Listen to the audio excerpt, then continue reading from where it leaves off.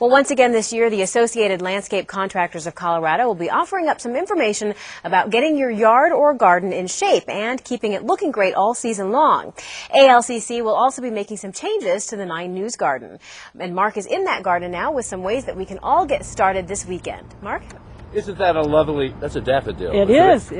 We are so fortunate to be out here with Kara Burke this afternoon because, you know, we could have been standing here in like 2 inches of snow. Easily. Yeah, which happens to us sometimes on the gardens segment. Kara's with the Swingle Tree Service, and today we're going to show you some things that, well, maybe you can get a start on tomorrow. Get out in your yard in this kind of weather, and this is a good time to get going, isn't it? This is the best time. Always use April to just set yourself up. Let me show you some over here. I thought this was pretty cool because all my pots look just like this with all of this. That's just like mineral buildup down Absolutely. there? It's mineral buildup, and it's from the salts in the fertilizer. It can also be from the hard water.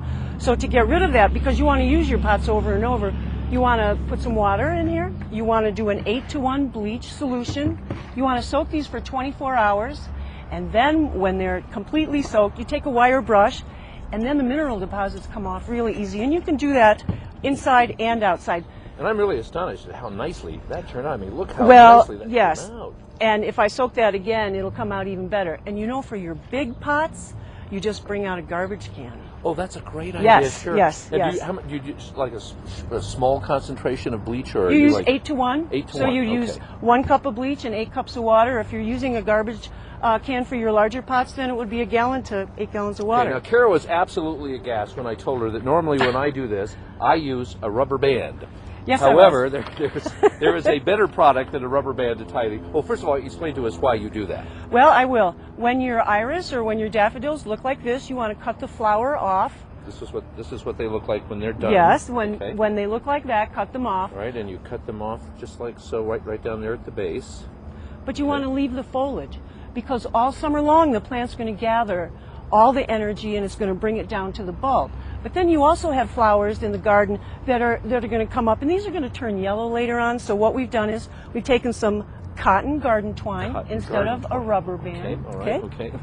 And then we fold the leaves down, and then we tie them off. It doesn't bruise the cells like a rubber band might. All right. And then you're going to have plenty of room for the rest of your different flowers to come up. You can do this with iris too, because you know how tall iris. Tall and leggy. And I know they come back really strong the next year after you do that. You know, they do, and then what you might want to do at that time is you want to sprinkle some bone meal around the plant, and then during the summer you work it in, because the bulb really needs that, and it'll store it at this time.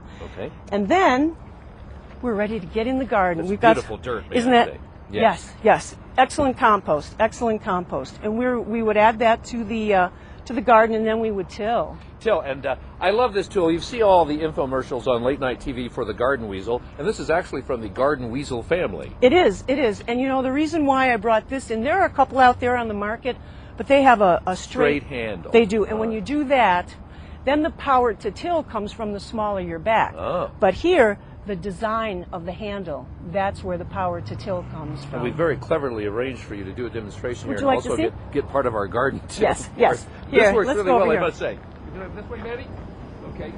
So here's into the garden, and you picked a spot that is here. I'll get out of the. Well, I have, and you know why the garden weasel is nice also is because it's for an already established garden where you don't bring a tiller in. You're going to put a little splash of color here, and again, I'm not really using my back. I'm using the handle, and look at that. Just like the Isn't that great? Late night TV. It is. And then you're ready for a splash of color, and you can do that throughout the garden. Another thing you want to use this during the season is you can use it as a weeder.